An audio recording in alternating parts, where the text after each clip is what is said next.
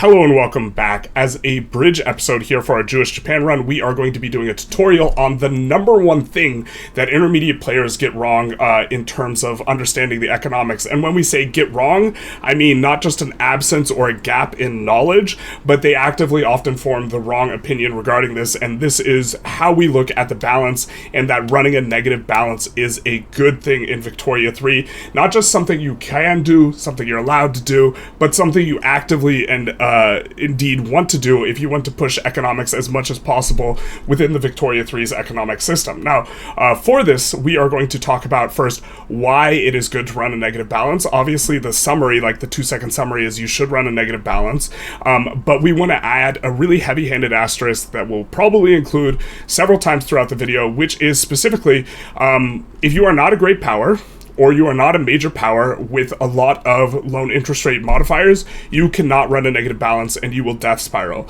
This is very, very specific to if you are a great power plus, or if you're a major power and you have several loan interest rate modifier decreases. This is what allows you to run a massive deficit profitably, and this is what makes it useful. If you're unrecognized and you run a negative balance, you're just going to get a huge loan interest rate, and then you're going to run into a death spiral and you're going to go bankrupt, and there's nothing you can do to avoid it. But without further ado, let's get into why it's good to run a negative balance. Alright, so first up, we need to talk about exactly how debt it works. So we're going to jump into the wiki for this, because the wiki does give you the correct information. And the very important thing to understand is how credit limit works, and also how your interest rate works. Credit limit is, you get a pittance, basically a flat number that's effectively zero. It's 100K, and then you also gain a credit limit equal to 50% of your GDP, and then also equal to the cash reserves of all your buildings. The cash reserves of all your buildings notably do not scale with construction level, so the maximum cash reserve of every building, whether it's 200 construction cost or 800 construction cost, is going to be the same. So the volume and numbers of buildings is going to inform the cash reserves, and then GDP, which is the prices of all your output, is also going to inform what your credit limit is, and this is going to be the buffer with which you have to work with. Secondly, interest rate is going to be extremely important. There are several sources of interest rate, the most robust one being the multiplier source that you get from being a great power. You see, major power is going to give you 25%, but also very importantly, laissez-faire is going to give you 25% as well. The PB bonus is an additional 10%. Generally speaking, you need to have at least 50% in order to really make the debt manageable. But when you pay out your interest rate, it is important to note that this money does not get deleted. The money instead goes to your capitalist class, and so this will further to stimulate the economy. If it's going to the capitalist class, these pops are going to buy more goods. They are going to be in their financial houses. They are going to get more money. And if we take a look at the workforce in here, we can see the capitalists. These guys are very rich, very, very wealthy, and as such, they consume a lot of buy orders of goods. And so you don't really want to think of the interest rate as money that's just getting deleted or vaporized. It is just money that is going to kind of get reverse taxed away from you, is a good way of thinking about it. And so much in the same way you put in consumption taxes to target the rich, you're going to have a reverse effect with paying interest, where money will get paid out to the rich. It's not the pops you would want to target in terms of refunding the money, but it's really not that bad that you're refunding the money. You can think of it as just not fully taxing when you're paying interest. You're not running a full maximal tax rate specifically on the rich. Instead, you're letting them have some of their money back, and it's really not all that big a deal. So I like to think of it as 4 main reasons that you want to deficit spend.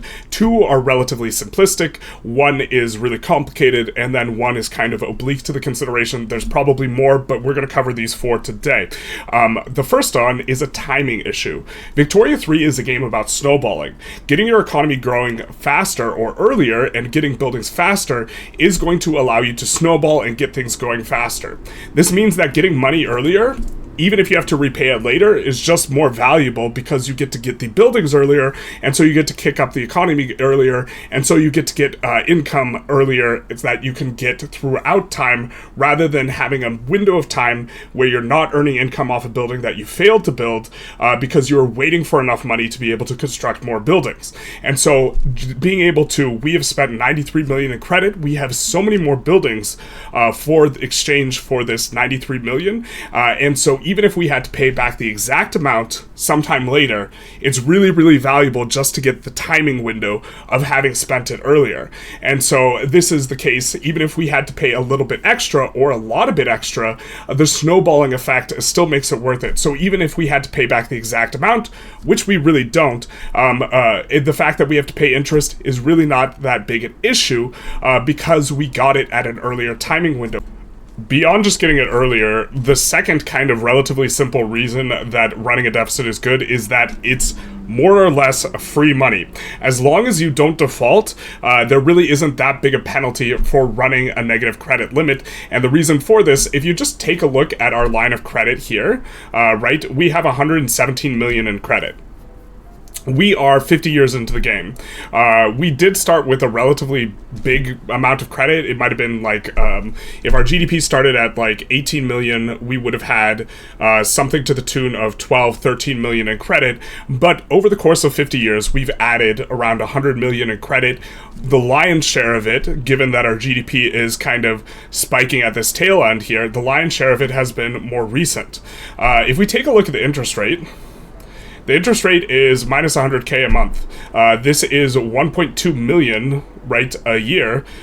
We are gaining our line of credit faster or at a faster rate than we are paying interest. And whatever is in excess of that rate, we can actually just run in a negative balance. You can see here minus 162,000, roughly speaking, over the course of 12 months. This is just under 2 million. Our credit line is growing by more than 2 million a year. So if we run this, we actually will have a shrinking margin between our current line of credit and our maximum credit.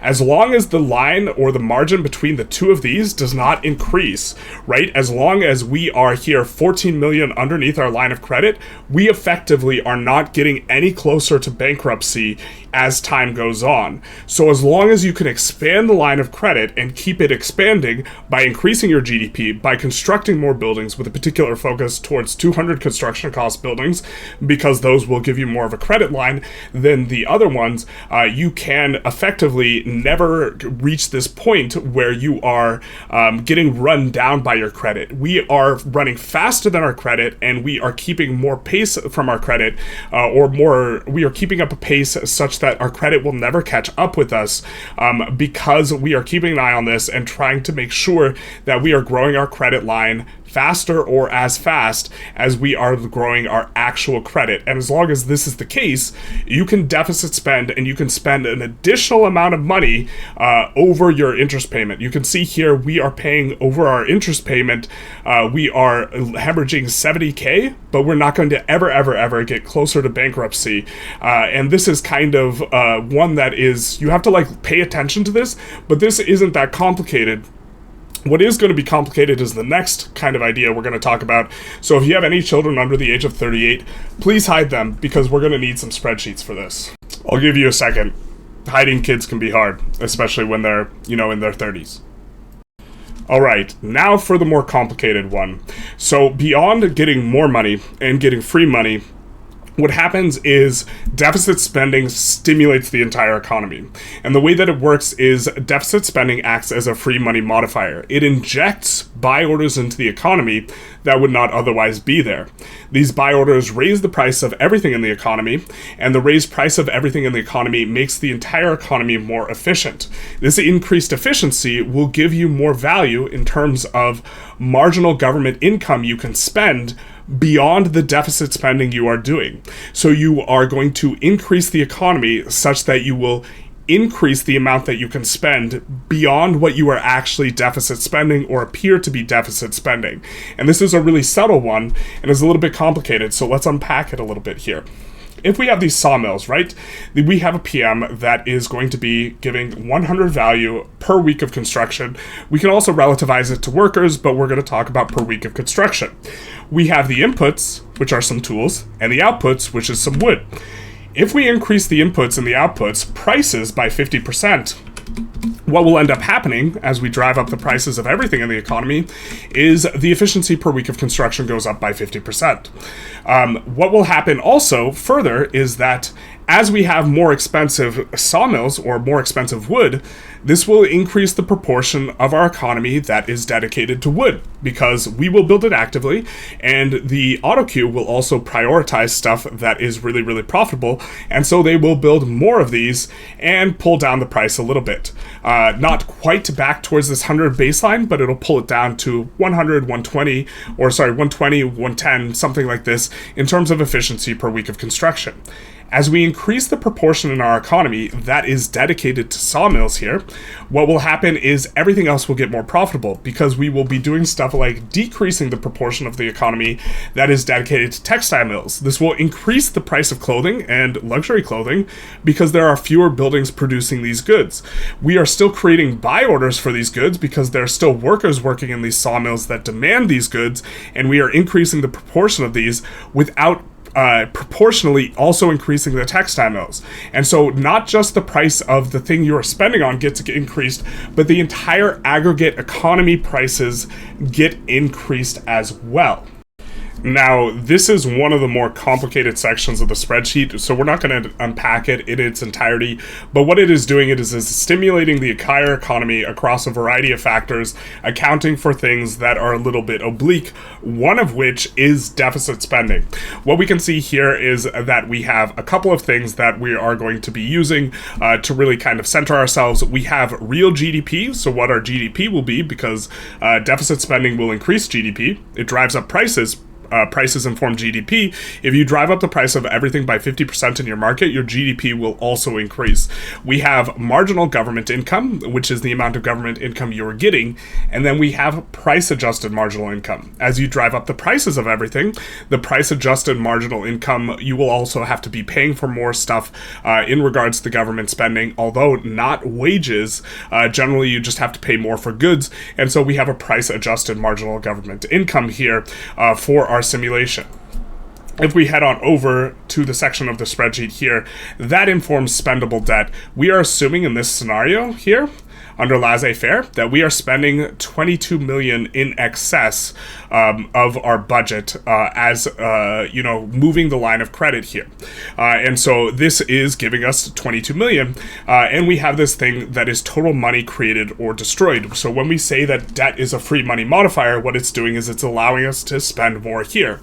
When we spend more here, we drive up the average price multiplier. And so when we kind of put this all together, you can really see the effect of spending additional debt or spending additional money in terms of running a deficit here. So we have our average price multiplier at 109%.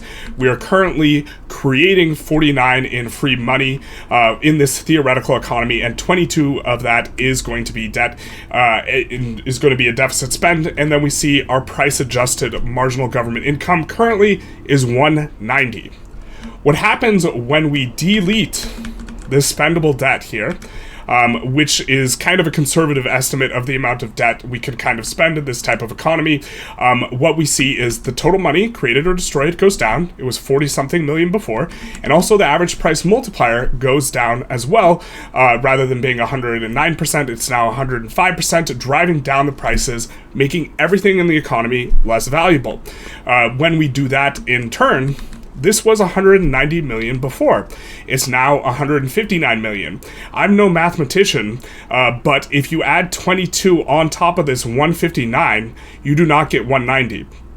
Right? You would get 181. So that means beyond the 22 million or 22 however many dollars you want to figure this is, because it's a theoretical economy, beyond that 22, an additional 9 million is being generated in value by virtue of pushing the prices up. So if we click Control Z, we go back up to this 190 figure. And this is price adjusted as well.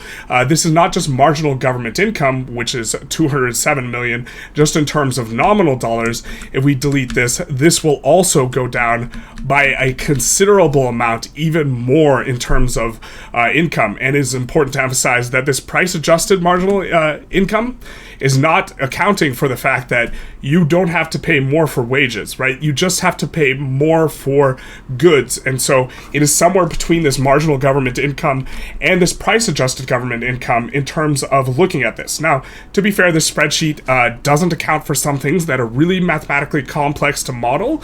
And so this effect will be a little bit smaller than we are seeing here, where we are getting like an additional 40% of free money kind of in excess of our deficit spend than we are getting, or than we are actually appearing to get. So if we think about that in terms of what we coming back into the game here, what we would be getting here is we would be getting an additional like 80k worth of value, or not 80k, a little bit less than 80k worth of value, but additional value is generated by virtue of making everything more expensive. And not only that, it also expands the line of credit because it pushes up the GDP. If we jump back into kind of the browser here, we can see that the GDP is going to be 437 billion right now. If we get rid of our deficit spend of 22, it's going to go down to 420. Shout out. And so this is going to decrease the GDP, which is one of the things that informs, by 17 million by virtue of pushing all the prices down. And so this is an effect that is really subtle, and it is difficult to see because you think that you are, spending extra and you're running up this credit line and this type of thing. But as you spend more, you get more.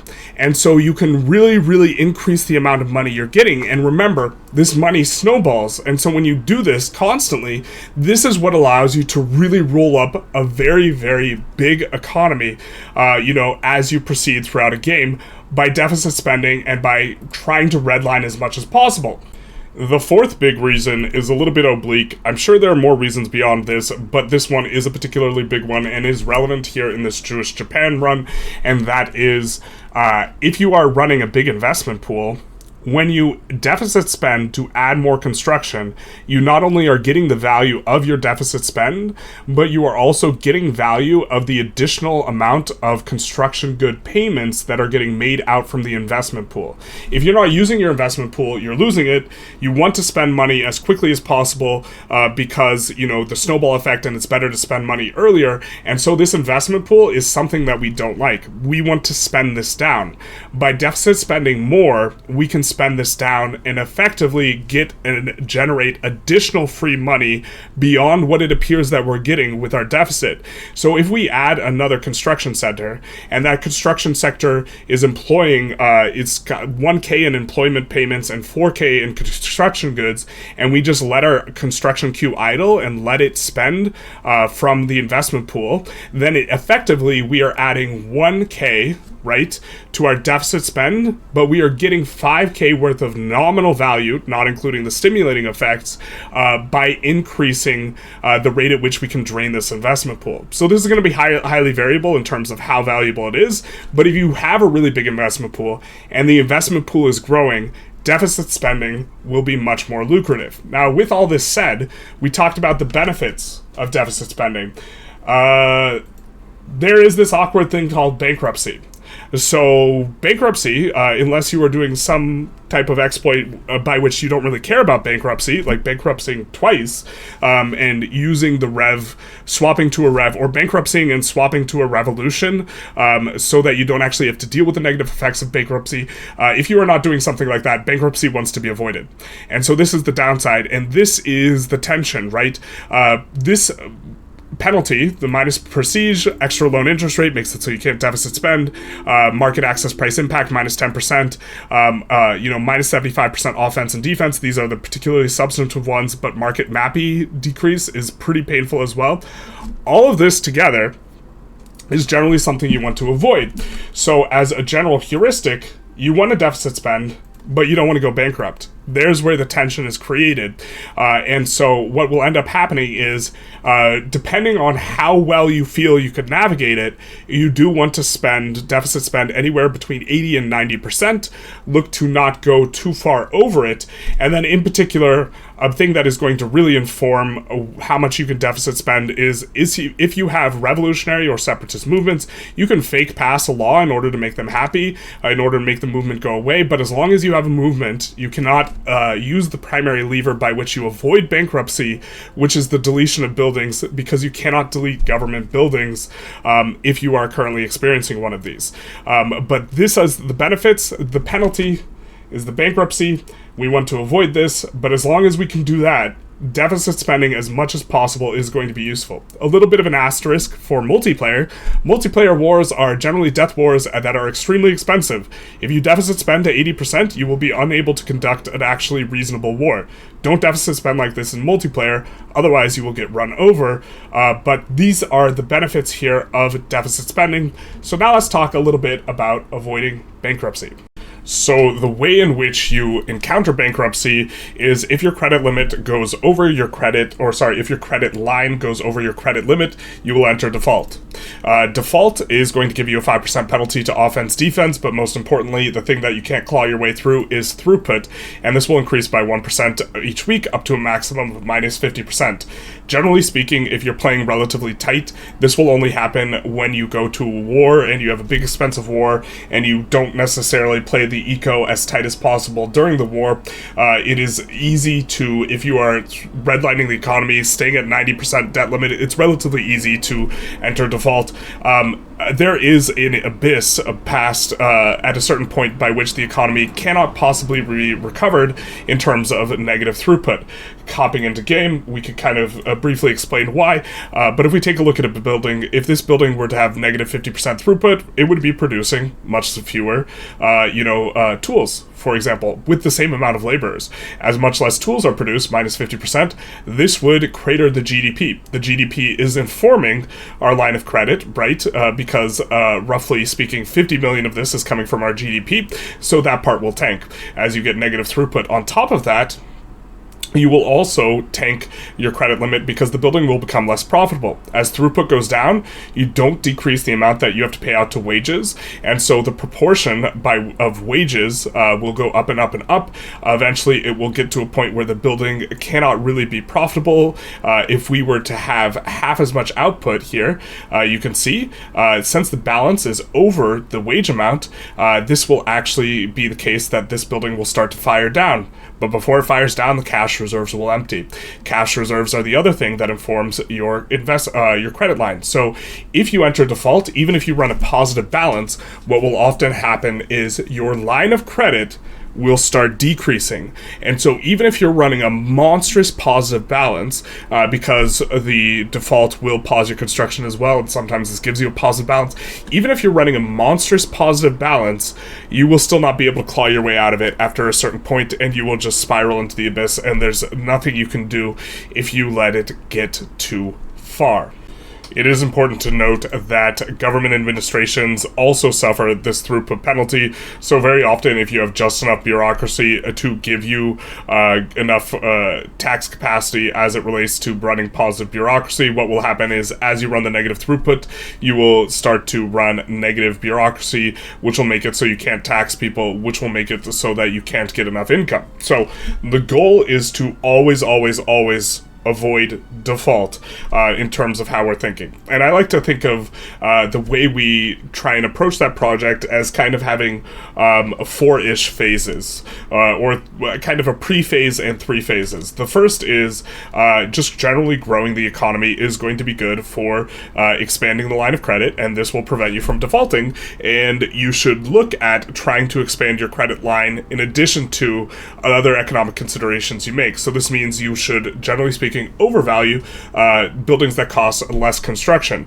because regardless of what the building is, in terms of what it is giving, in terms of its cash reserves, it's going to be the same, and it's also going to give cash reserves at the ownership size. And so it doesn't matter if it's a 200 construction cost building, see that's giving 30k, or if it is a, I can't remember if this is 6 or 8, doesn't matter, this is also going to give 30k in terms of the reserves. And so when the reserves are fully filled up, running smaller construction cost buildings is going to be more valuable in that regard, in addition to just expanding the economy, keeping prices high, this type of stuff.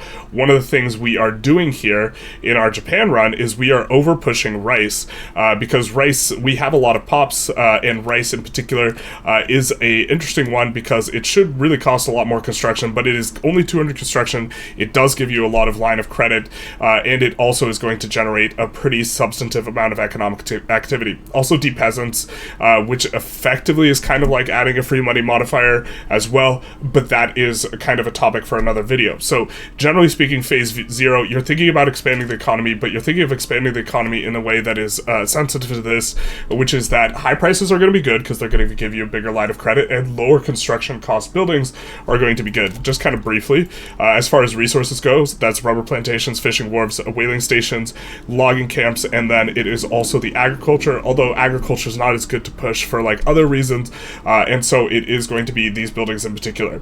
They're just going to go insane and generally let you push it. And also, if you are kind of approaching, this 90% figure, you can start to push these more, and also be cognizant of when you are losing access to these types of things that you could use to push. So right now we're gaining maybe 3 million in credit a year. As we run out of opportunities to build these 200 construction cost buildings, because we've built out all the fish and all the wood and all this type of stuff, we should pull back on the level of deficit that we are running. And this kind of brings us to, phase 1, which is proactively approaching the deficit and doing various mechanisms by which you pull back if you notice that the deficit you are running is basically too much in excess of the credit you are expanding. So phase 0 is you just expand the credit faster, the credit limit faster than your credit is expanding. And phase 1 is you're starting to notice a little bit of trouble ahead of time and you look to push things back. One of the principles here is you want to find kind of a percentage that you're comfortable with. This is kind of a bit of a feel thing, a percentage you're comfortable with in terms of what your credit limit is and what you're going to shoot for as your target. I would recommend, if you're less comfortable, intentionally staying at around 50% credit limit, 60% credit limit. I personally try and stay between 80 and 90% credit limit in terms of things, or if I'm feeling really frisky, 95% or 95% plus, especially if I'm trying to accomplish something in a little bit of a timely way, or if I'm not at all worried about, other countries or declaring wars or any of this type of stuff, then we can really kind of push 95% plus. But in particular, there's going to be a lot of tools that you can use to try and throttle stuff. You can increase taxes. You can decrease government wages, although generally speaking, government wages should be something you have decreased. Something you do not want to do is you do not want to pause construction unless you have a amount of investment pool such that the private queue can take over. The reason for this is if you kind of panic, just pause the construction queue and you don't have any investment pool, what's going to end up happening is you're going to shoot down the prices of all of the construction goods. It is much better to slowly pull back the amount of construction sectors you have, because if you turn off the construction sectors in their entirety, what will happen is you will collapse the price of the construction goods. If the price of construction goods goes down, their weekly balance or their cash reserves will often start draining, and also if the price goes down, this will lower your GDP. So by pausing construction, very often you will actually decrease the line of credit you have. And so it is much better as a general principle to decrease construction slowly, because that has less of a negative effect on your economy. But also, when you pause construction, you still have to pay government wages. Government wages are actually the thing you want to avoid most, rather than construction goods. And so it's much better if you are running a deficit that's too big to pull back on government wages as much as possible rather than construction good cost. And so the way you want to approach accomplish this is by deleting construction sectors. You can see here, though, we do have that difficulty that we talked about earlier. Because we have a national movement, we are unable to decrease these. So generally speaking, you can decide maybe if you are having a repeated national movement or any type of a political movement that is negative, that you can't really weasel your way around by fake passing a law, like fake passing multiculturalism, just to make it so they go away. What you can do is you can just think of it, hey, I want to have an additional 10% buffer, and so maybe we think we like 95% as kind of our target, but because we have this secession movement, we'll kind of ease around 85%, as our target. And another thing that you can do is you can export. Exporting, in particular, is going to make your buildings more profitable that you have, and is also going to raise the price of goods. If the price of goods goes up, GDP goes up as well, and this is a relatively flexible, non-invasive type of way of approaching things, but that's not... Oh, that's because our construction's paused. So we're running a positive balance, and we can see the investment pool is draining really fast now because the private construction's fully taken up the mantle. So this is a tool that we have because we have, the investment pool here. But the other big one is you can export a lot, and this is not a very invasive way of trying to stem the bleeding if you notice that your credit is expanding faster than your line of credit and you need to slow things down. So that's kind of phase one. So phase two, in my mind, is if you are, let's say, 10 or fewer weeks away from defaulting or losing your credit limit. Although something that is really worth noting, if you are engaged in a war where your convoys are getting raided, this is going to decrease your line of credit, right? And so whenever you're kind of evaluating how close am I to default, if your convoys are currently getting raided and they haven't been rated to negative yet, you really have to take it a lot more seriously than you would otherwise do, because you're actually a lot closer to default than you think, because your line of credit is actually going to decrease. But let's say you're 10 or fewer weeks out here, you want to start getting aggressive. Now, the first thing you want to get aggressive with is starting to decrease construction. Generally speaking, I think that this is the first chopping block that you take, but it's really, really pivotal that you decrease government spending as much as possible while attacking specifically government wages as much as possible. This is a really kind of key thing to emphasize, because government wages are going to be pushing up the cost of goods in your economy, but they are going to be pushing up the cost of goods in your economy with a bit of a delay. And what I mean by that is government wages, your guys are getting paid out. In terms of if they are working for the government, they are getting paid money. And when you take the money away from them or you fire them, they take some time to decrease in standard of living. So their buy basket is going to be 19 for a while once they get fired, and then it'll be 18 for a while, and then it'll be 17 for a while, and then it'll be 16 for a while. It doesn't happen instantaneously. When you shut off construction, when you pause construction, that shuts it off instantaneously.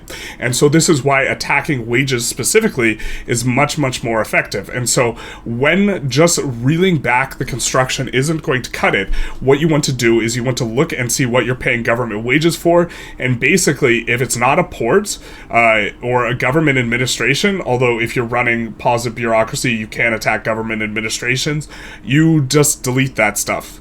And in particular, the easiest one to just delete a lot of is going to be universities. The main reason is the universities in particular, shout out to the loud car outside, the universities in particular have almost all of their costs and wages, and so this will be really effective at pulling things back quite acutely, and also collapsing the price of paper isn't that big a deal, because paper is actually something that you are paying for in the government in terms of you are paying for it with the government administrations as well. You can see we're spending a ton on paper, and so if we collapse the price of paper, it does decrease our GDP, it does decrease our credit line, but it's not as bad because it's something we have to pay for anyways per the government administrations. With the government administrations also being reduced to 100 costs, maybe you actually can be a little bit aggressive about turning them, deleting them if you're running a little bit positive, but when we get to phase 3, we're going to talk about why that's a bit of a problem. And so you can also delete, of course, Military. If you really don't need the military, even if you're currently fighting a war, deleting down military is going to be good.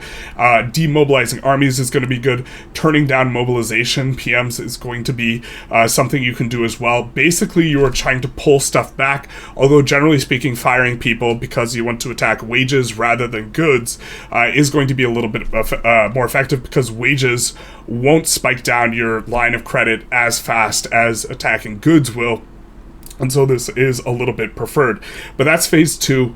You are, in particular, deleting stuff down really aggressively because you are on the verge of collapse. It's important to note, you don't have access to these tools if you have a movement. So this is an important one. I really do wish that they would let you delete construction, and that this only applied to military buildings. And they let you delete construction in universities, because it would make the entire jockeying around this much more straightforward. But attacking universities is probably the best bailout button, but it will take a lot of construction to build those back. So as opposed to construction sectors, which take very little construction to build and are a little bit more flexible in that regard. And so that is phase 2.